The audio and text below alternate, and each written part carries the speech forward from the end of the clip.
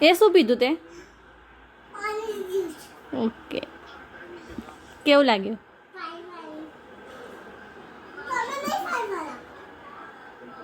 હું ફાઇન નથી બનાવતી. ચાલ હે ને, તો મોટા પપ્પાને કહેવાનું.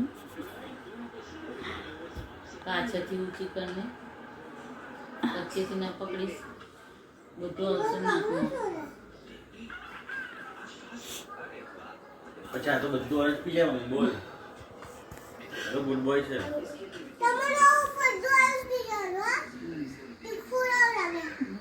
તો કેવું લાગે?